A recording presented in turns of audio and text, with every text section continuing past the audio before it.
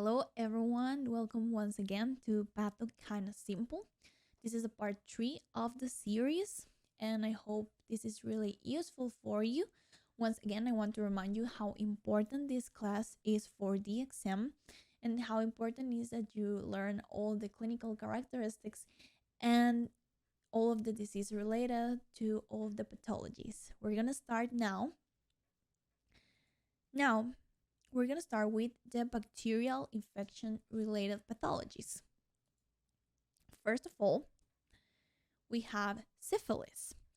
Syphilis, as you may know, is a sexually transmitted infection caused by the bacteria Treponema palladium.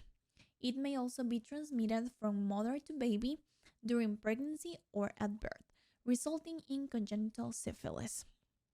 There are three forms of syphilis, and they can ask you this during the